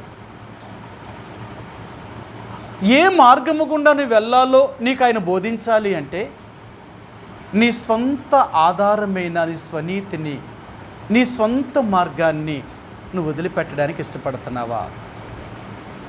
నీ పాత జీవితాన్ని వదలడానికి ఇష్టపడుతున్నావా? నీ పాత జీవితాన్ని నువ్వైనా నేనైనా మన పాత బ్రతుకును వదలకపోతే నువ్వు ఏ మార్గం గుండా నడవాలో ఆయన నీకు బోధించడు. నీ స్వంత మార్గము గుండానే వెళ్ళిపోతావు. నీ స్వంత మార్గము గుండానే వెళ్ళినప్పుడు నువ్వు వెళ్ళగలుగుతావు తెలుసా? నువ్వు కోరుకునే మార్గము నిన్ను నాశనానికి తీసుకుని పోతుంది. మీ అందరికీ తెలుసు, ఈ లోకములో 2 మార్గాలు ఉన్నాయంట. 1 విశాలమైన మార్గము, 2 ఇరుకు మార్గము. విశాలమైన మార్గం ఏం చెప్తుంది అంటే నీకు ఇష్టం వచ్చినట్లుగా నువ్వు జీవించవచ్చు, నీకు ఇష్టం వచ్చినట్లుగా నువ్వు నడవచ్చు, నీకు ఇష్టం వచ్చినట్లుగా నువ్వు ప్రవర్తించవచ్చు. ఇది విశాలమైన మార్గంలో ఉన్న ఆధారం. దేవుణ్ణి ఎరిగిన వారందరూ కూడా తమ సొంత ఇష్టానుసారంగా జీవించేవారు. కానీ దేవుని ఎరిగిన వారు తమ సొంత ఇష్టానుసారంగా జీవించేవారు కాదు. అదే ఇరుకు మార్గము. ఆ మార్గము గుండా నువ్వు వెళ్ళాలి అనుకుంటే ఆ మార్గము గుండా యేసు ప్రభువారు నడిచిన ఆ ఇరుకు మార్గము గుండానే నువ్వు వెళ్ళాలి. ఆ మార్గం ఎలా కూడా తెలుసా? నువ్వు కుడికి కానీ ఎడమకు కానీ తిరగడానికి ఉండదట. ఏ మార్గములో అయితే నువ్వు ప్రవేశించావో ఆ మార్గము గుండా వెళ్ళిపోవాలంతే. వెనక్కి తిరగడానికి కూడా నీకు అవకాశం లేదు. అందుకని యెషయా గ్రంథాలు అంటాడు, కుడికి కానీ ఎడమకు కానీ తిరగకున్నట్లుగా వెనక నుండి నీకు ఒక శబ్దం వినబడుతూ ఉంటుందట, నీకు బోధిస్తూ ఉంటుంది. నువ్వు ఏ మార్గము గుండా నడవాలో ఆ మార్గము. ఇది ఇరుకైన మార్గం అన్నమాట. ఇరుకైన మార్గంలో నడవడం అనేది చాలా కష్టం. ఎందుకంటే ఎటు తిరగడానికి అవకాశం ఉండదు, వెనక్కి రావడానికి అవకాశం ఉండదు. నువ్వు ముందుకే వెళ్ళాలి. ఇంకా అలాంటి మార్గము గుండా నువ్వు వెళ్ళాలి అనుకుంటే ఆ మార్గము నిన్ను జీవంలోనికి తీసుకుని వెళ్తుంది. అదే దేవుడు అన్నాడు, నువ్వు నా మార్గము గుండా రావాలి అనుకుంటే మరలా వెనక్కి తిరగకూడదు, ఎటువైపు నువ్వు చూడకూడదు. అదే మార్గము గుండా నువ్వు రావాలి. అదే నీకు నేను బోధించేది. నా ఇష్ట ప్రకారంగానే నువ్వు బ్రతకాలి. ఇంక వేరొక అవకాశం నీకు లేదు. ఏ రోజునైతే మనం యేసు ప్రభువారిని అంగీకరించామో, ఏ రోజునైతే దేవుని బిడ్డలుగా చేయబడ్డామో ఆ రోజు నుంచి మనం చచ్చేదాకా మన ఇష్టం అంటూ మనకి ఇంకేమీ లేదు. అందుకని అంటాం, ఇందాక ఆయన ఫోన్ చేశాడు, ఫోన్ చేసి నాతో మాట్లాడుతూ అన్నాడు, అన్న సంబంధం ఖాయమైపోయింది కదా, ఇంక అన్నీ అయిపోయాయి, కానీ నేను ఒక మాట చెప్పాను, ఇంతకీ పెండ్లు కూతురు పెండ్లు కొడుకు దేవుడి చిత్తానికి తెలుసుకున్నారా లేదా? ముందు వాళ్ళిద్దరు కదా పెళ్లి చేసుకునేది, వాళ్ళకిద్దరికి ఇరువురికి సమాధానం వచ్చిందా? దేవుడు వారితో మాట్లాడా? అది కనుక్కోమన్నానన్నా. ఎందుకంటే పెళ్ళి మనందరం చేసేస్తాము, కానీ వాళ్ళకి దేవుడు సమాధానం ఇవ్వాలి కదా. ఇది చేసుకోమన్నా వద్దనా దేవుడు వాళ్ళతో మాట్లాడాలి కదా.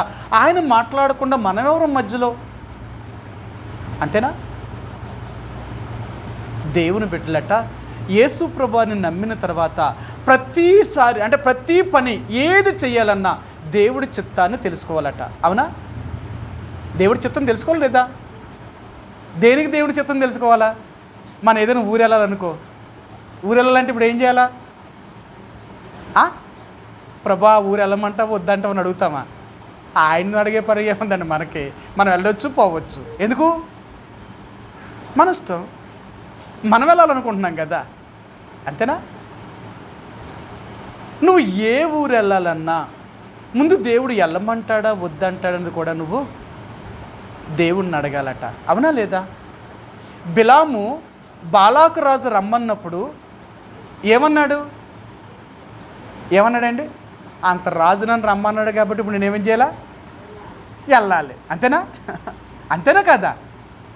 మరి ఇప్పుడు ఈయనేం చెప్పాడు? బాలాకు రాజు పంపించినంత మాత్రానికి నేను వచ్చేస్తాను అనుకున్నా రేటి? నేను దేవుని ప్రవక్తని కాబట్టి దేవుడు నన్ను వెళ్ళమంటేనే రమ్మంటేనే వస్తాను, వద్దు అంటే నేను మానేస్తాను. ఇంటెడు బంగారం మీరు నాకు ఇచ్చిన నేను దేవుడు మాట తప్పను అన్నాడు. ఆయన అన్నాడా లేదా? అన్నాడు ఆయన ఖచ్చితంగా. సరేనా? మీకు ఆ మాట చూపిస్తాను. ఆయన అన్నాడా లేదో చూపిస్తాను. సంఖ్యాకాండము 20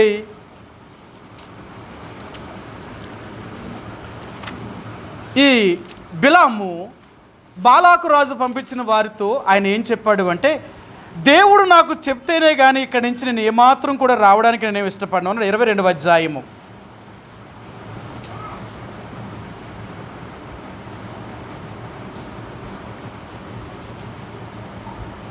7-8 వచనాలండి. కాబట్టి మోయాబు పెద్దలను మిద్యాను పెద్దలను సోదె సొమ్మును చేత పట్టుకొని బిలాము నొద్దకు వచ్చి బాలాకు మాటలను అతనితో చెప్పగా అతడు వారితో, ఈ రాత్రి ఇక్కడనే ఉండుడి, యెహోవా నాకు సెలవిచ్చిన మాటలను నేను తిరిగి వచ్చి మీతో చెప్పెదనెను. అప్పుడు మోయాబు అధికారులు బిలాము నొద్ద బస చేసిరి. వాళ్ళు రమ్మన్నారు కాబట్టి ఈయన వెంటనే వెళ్ళలేదు. మరి ఇప్పుడు ఏం చేస్తాడంటే ఈయన? ఎందుకు అడగాలి దేవుణ్ణి? ఈయన ఎవరి వ్యక్తి? దేవునికి సంబంధించిన వ్యక్తి. ఇప్పుడు ఏం చేయాలి ఈయన? దేవుని చిత్తాన్ని తెలుసుకోకుండా ఎలాగెళ్తాడండి? ఇప్పుడు మీ ఇంట్లో మీరు ఎక్కడికైనా వెళ్తున్నారు అనుకో, ఎవరు చెప్పి వెళ్తారు? మీ భర్తకో మీ భార్యకో మీ తల్లిదండ్రులకో మీరు చెప్పి వెళ్తున్నారు కదా. ఒకవేళ నీ భార్య నీ భర్తే కానీ నాకు ఇష్టం లేదు నువ్వు వెళ్ళమన్నారు అనుకోండి, ఏం చేస్తారు? మీరు వెళ్తారా?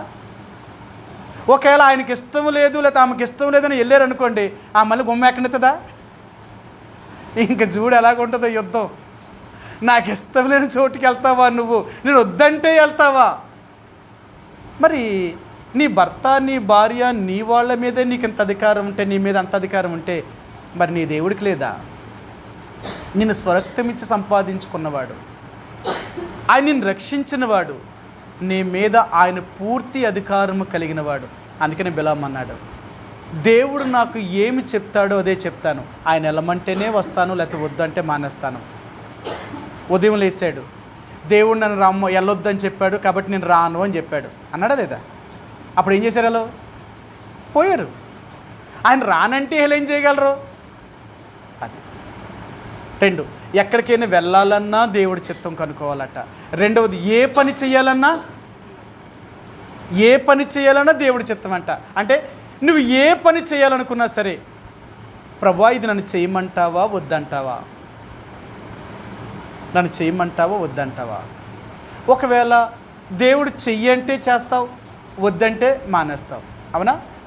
ఈనాడు చాలామంది విశ్వాసులు ఉద్యోగాలు చేసుకుంటూ ఉంటున్నప్పుడు దేవుడు వారిని సేవకు పిలిచాడు. ఉద్యోగం చేసుకుంటున్నప్పుడు దేవుడు సేవకు పిలిచినప్పుడు వాళ్ళు దేవుడిని అడిగారట, ప్రభా ఇప్పుడు నన్ను నీ సేవ చేయమంటున్నావు కదా, ఇప్పుడు ఉద్యోగం వదిలేయమంటావా లేకపోతే ఉద్యోగం చేయమంటావా అని అడిగారట.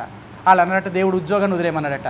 వాళ్ళు గవర్నమెంట్ ఉద్యోగాలు కూడా వదిలేసి రిజైన్ చేసేసి దేవుని సేవకు వచ్చేసారు. ఎవరు చెప్తే వచ్చారు? అలా వదిలేసి వచ్చారా లేదంటే చాలామంది ఈనాడు మన దేవుని సేవకుల్లో చాలామంది ఎన్నో ఉద్యోగాలను వదిలేసి దేవుని సేవ కొరకు వచ్చారు. వాళ్ళు అంటారు దేవుడు మమ్మల్ని అలా ఖచ్చితంగా చెప్పాడు కాబట్టి మేము వదిలేసి వచ్చాం. 2, ఒక ఇల్లు కట్టాలనుకో, దేవుడు చిత్తమా కాదా? ఒకవేళ దేవుడు వద్దన్నాడు అనుకో, మనం ఏం చేస్తాం? మానేస్తామా మానేమా? ఖచ్చితంగా మానేయాలి. ఒకవేళ దేవుడు దీనికి, ఒకవేళ చాలామంది హిందువులు చూడండి, వాళ్ళ పేరు మీద ఇల్లు కట్టే యోగం లేదనుకోండి, ఆ పంతులు ఏమంటాడు? ఓరు బాబు నీ పేరు మీద ఇల్లు కట్టే యోగం లేదు కాబట్టి నీ భార్య పేరు మీదో లేకపోతే ఇంకొకరి పేరు మీద ఎవరి మీద ఇల్లు కట్టు, కానీ నీకు మాత్రం ఇల్లు కట్టే అర్హత లేదు అంటే ఇప్పుడు ఏం చేస్తారు? వీళ్ళ పేరు మీద కడతారా? ఖచ్చితంగా కట్టరు వీళ్ళు. ఒక లోకములో ఉన్న వాళ్ళు చెప్తేనే వాళ్ళ అంత భయపడతారే, నిజమైన దేవుడు చెప్పిన మాట నువ్వెందుకు వినవు? అందుకని అంటాడు, మీరు ఏమి చేసినా అది దేవుని యొక్క చిత్తమా కాదా అని ఖచ్చితంగా తెలుసుకోవాలట కదా. సరే మీకు చూపిస్తాను. ఎఫెసీయులకు రాసిన పత్రిక, ఇక్కడ అపొస్తలుడైన పౌలు ఎఫెసు సంఘానికి ఎంత ఖచ్చితంగా చెప్పాడో ఆ మాటను చూపిస్తాను మీకు. 5వ అధ్యాయము, ఎఫెసీయులకు రాసిన పత్రిక 5వ అధ్యాయము, ఎఫెసీయులకు రాసిన పత్రిక 5వ అధ్యాయము 17వ వచనం అండి. 17వ వచనం, 5:17, ఇందు నిమిత్తము మీరు అవివేకులు కాక ప్రభు యొక్క చిత్తమేమిటో గ్రహించుకోవాలట. మన అవివేకులం కాదు, వివేకులు, జ్ఞానం కలిగిన వారు. మనం ఏది చేయాలన్నా దేవుని చిత్తాన్ని మొదట తెలుసుకునేవారు. అందుకనే ఎక్కడికి వెళ్ళాలన్నా, ఏ పని చేయాలన్నా, లేక ఏది ఇల్లు కట్టాలన్నా, ఒక పెళ్ళి చేయాలన్నా, ఏదైనా సరే అది దేవుడి చిత్తమా కాదా, దేవుడికి ఇష్టమా కాదా, నన్ను వెళ్ళమంటాడా దేవుడు, వద్దంటాడా, ఇవన్నీ ఖచ్చితంగా తెలుసుకొని వెళ్ళాలంతే. అపొస్తలుడైన పౌలు యెరూషలేముకి వెళ్ళాలని దేవుని సంకల్పం. అపొస్తలుడైన పౌలు యెరూషలేముకి వెళ్ళాలి. ఎందుకంటే యెరూషలేములో అపొస్తలుడైన పౌలు ఎందుకు వెళ్ళాలా? అపొస్తలుడైన పౌలు యెరూషలేముకి ఎందుకు వెళ్ళాలంటే యెరూషలేములో యేసు ప్రభువారి గురించి సాక్ష్యం ఇవ్వడానికి వెళ్ళాలి. ఇప్పుడు యెరూషలేముకి వెళ్ళే ముందు అపొస్తలుడైన పౌలు ఆగుతూ వెళ్ళాడు, అంచెలంచెలుగా వెళ్ళాడు కదా. వెళ్ళే ప్రతి చోట నీకు ఏం చెప్తున్నారు? నువ్వు యెరూషలేముకి వెళ్ళొద్దు, వెళితే నీకు ఇలాంటి కష్టాలు ఉన్నాయి, వెళితే నీకు ఇలాంటి బాధలు ఉన్నాయి, అక్కడికి వెళ్ళావా నీకు చావే, ఇంక నువ్వు తప్పించుకొని రాలేవన్నారు. ఇప్పుడు అపొస్తలుడైన పౌలు ఏమంటున్నాడు? నేను ఎందుకు యేసు ప్రభువారిని నమ్ముకున్నాను, నన్ను మీరు వద్దంటున్నారు, నేను ఎందుకు వెళ్తానో తెలుసా యెరూషలేముకి? మీరు బాధలు కష్టాలు ఉన్నాయని మీరు చెప్తున్నారు. నేను యెరూషలేముకి ఎందుకు వెళ్తున్నానంటే యేసు ప్రభువారి నిమిత్తము అక్కడ చావు కూడా నేను చచ్చిపోవడానికి ఇష్టంగా వెళ్తున్నాను. మీరు శ్రమలు బాధలని మీరు చెప్తున్నారు, అంతేకాదు నేను చనిపోవడానికే యెరూషలేముకి వెళ్తున్నాను. నాకు తెలుసు అది. అపొస్తలుడైన పౌలుకి దేవుడు చెప్పేశాడు, నువ్వు యెరూషలేము వెళితే నీకు ఇక్కడ శిక్షే తప్ప ఇంక నువ్వు తిరిగి రాలేవు. ఇంకా అక్కడి నుంచి జైలుకి వెళ్ళాడు, అనేక మంది రాజుల ఎత్తుని నిలబెట్టారు, ఆ తర్వాత యెరూషలేము తీసుకొచ్చి తలకాయ నరికేశారు. ఇంకా అక్కడి నుంచి యెరూషలేములో బంధించబడిన తర్వాత అపొస్తలుడైన పౌలు ఇక బయటికి రాలేదు, చెరసాల అనుభవించాడు. అప్పుడే ఈ 12 పత్రికలను కూడా జైల్లో ఉండే రాశాడు ఆయన. ఈ ఉత్తరాలన్నీ కూడా అప్పుడే రాశాడు ఆయన. ఆయనకి తెలుసు. అంటే ఒక దేవుని యొక్క బిడ్డ దేవుని యొక్క చిత్తాన్ని ఎంత తెలుసుకోవాలో ఆలోచించండి. ప్రభువా నేనేం చేయాలి, ఏం చేయాలి, అది కూడా దేవుడి చిత్తమే. ఒక ఆయనలాగా అడిగాడట ఒక యవనస్తుడు, ప్రభువా నేను ఇలాంటి చదవాలనుకుంటున్నాను, నన్ను చదవమంటావా వద్దంటావా అని అడిగాడట.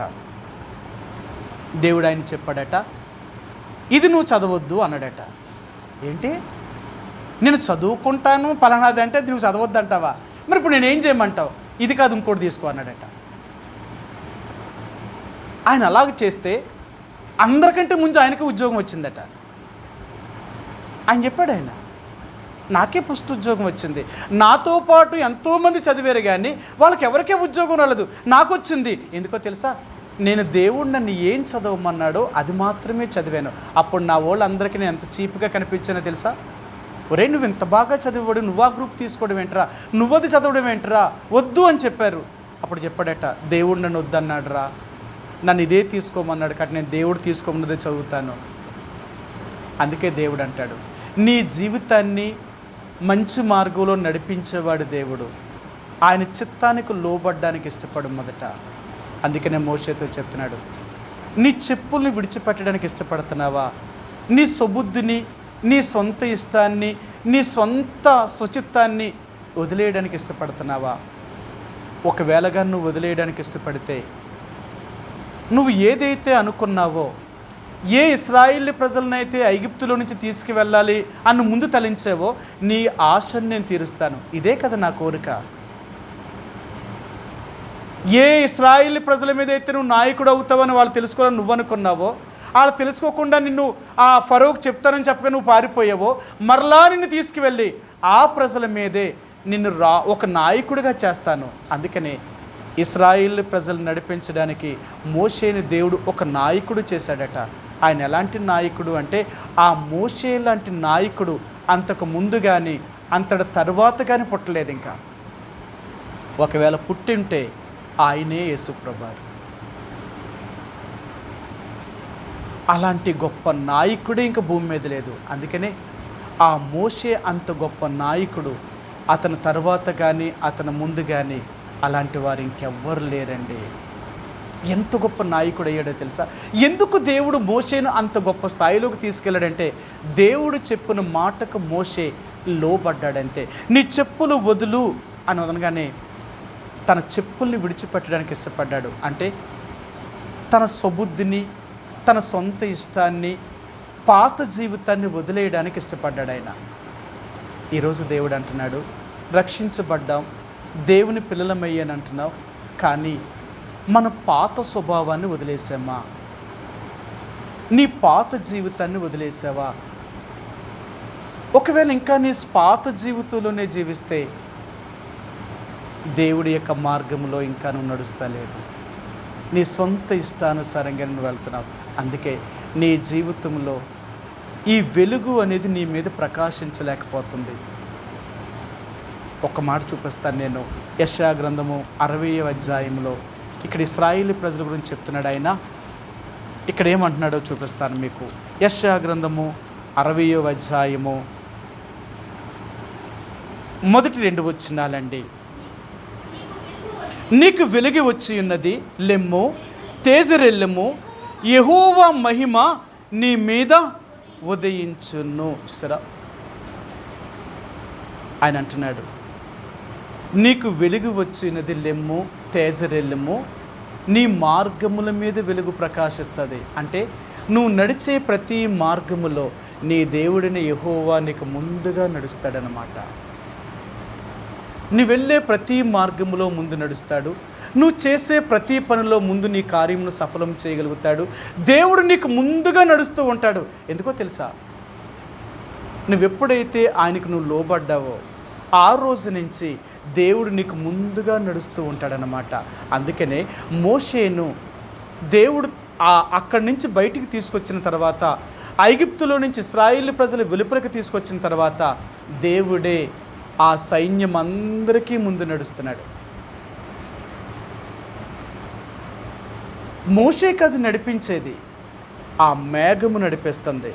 మనందరికీ తెలుసు కదా, సంఖ్యాకాండం 9వ అధ్యాయం అంటాడు కదా, మేఘము కదిలినప్పుడు ఇశ్రాయేలు ప్రయాణము చేశారు, మేఘము ఆగినప్పుడు ఇశ్రాయేలు ప్రయాణము చేయట మానేరు. ఎవరు మానేరు? ఎవరిని నడిపించారట? వాళ్ళని 40 సంవత్సరములు దేవుడే వారిని నడిపించాడు. కారణం ఏంటో తెలుసా? మోషేను దేవుడు ఒక నాయకుడిగా నిలబెట్టి దేవుడు వారికి ముందుగా నడుస్తూ వెళ్తున్నాడు. అందుకని మోషే నాకు సమయం వచ్చినప్పుడు నేను మీతో కూడా రాను అన్నప్పుడు మోషేతో దేవుడు అన్నాడు, నువ్వు ఇక్కడి నుంచి రాను అంటే మేము కూడా ఇక్కడి నుంచి కదలము అన్నాడు. వాళ్ళు దేవుడితో మోషే చాలా మాట్లాడిన తర్వాత అన్నాడు, దేవుడితో చెప్పాడు మోషేకి, మోషే నా సన్నిధి మీకు ముందుగా వస్తుంది అన్నాడు, మీరు వెళ్ళండి, నేను వస్తున్నాను మీతో కూడా అన్నాడు ఆయన. ఎప్పుడు దేవుడు నడుస్తాడో తెలుసా? నీ స్వనీతిని, నీ స్వబుద్ధిని, నీ స్వంత జ్ఞానానుసారంగా నడవడానికి మనం ప్రయత్నం చేస్తే దేవుడు మనకు ముందు నడవడు. అందుకనే మోషేతో చెప్తున్నాడు, మోషే నీ చెప్పులను వదిలిపెట్టే, ఇప్పటికైనా నీ పాత జీవితాన్ని వదిలే, ఇప్పటికైనా నీ పాత పద్ధతులన్నిటినీ వదిలే.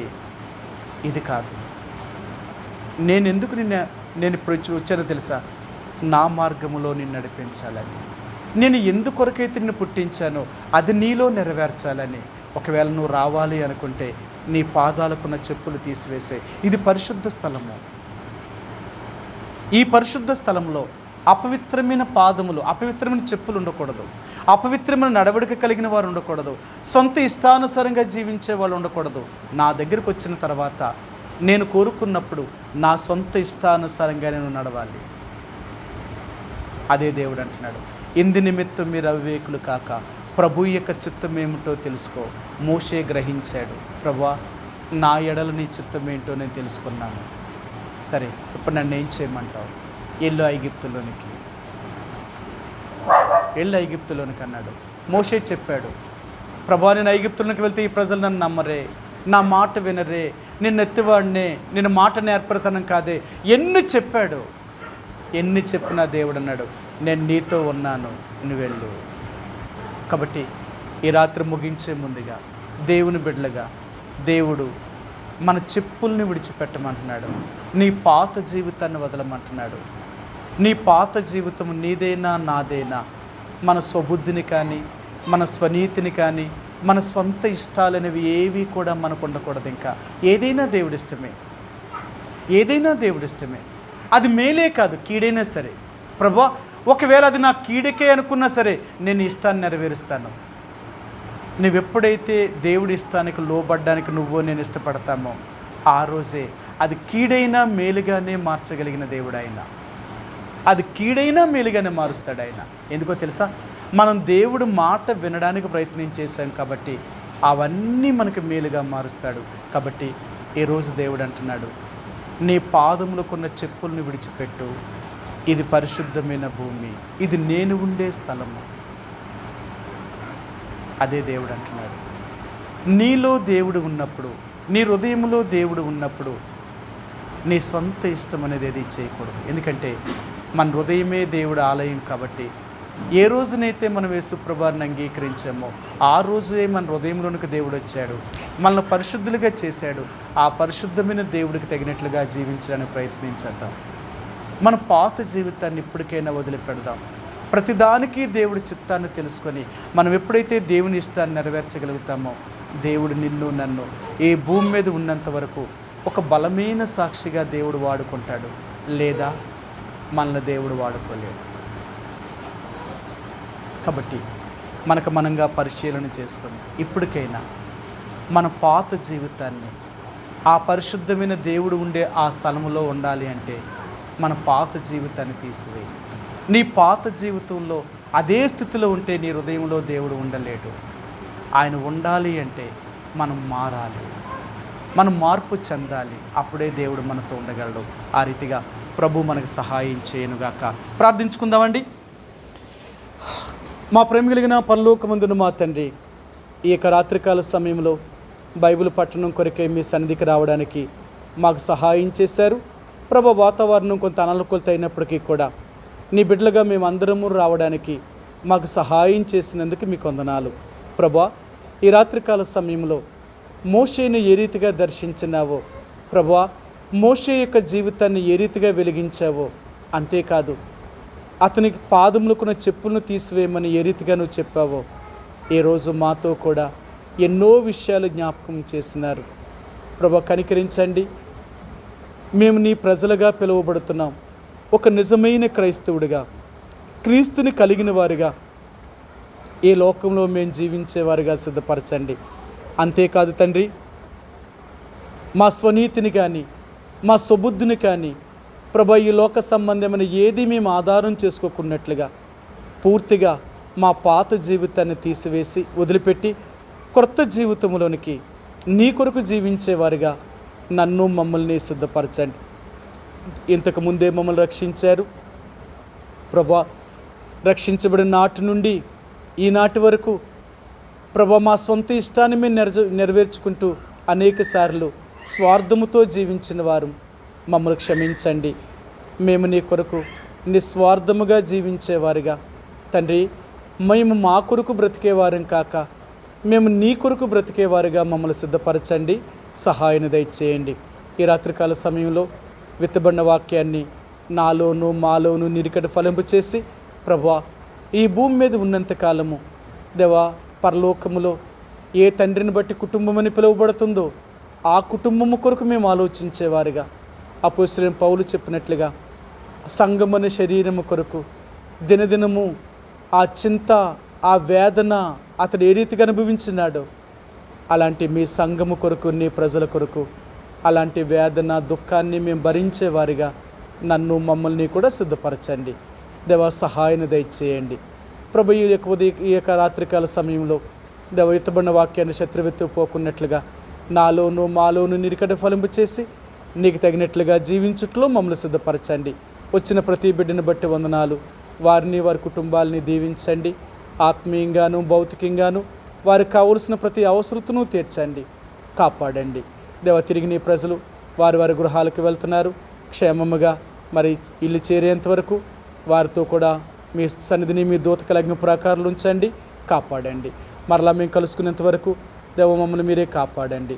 దేవ మరి రేపు ఎల్లుండ దైవ సేవకుల కూడికలు గోపాలపట్నంలో జరిగిన ఉంటుండగా దైవ సేవకులైన వారు ఇప్పటికే బయలుదేరారు.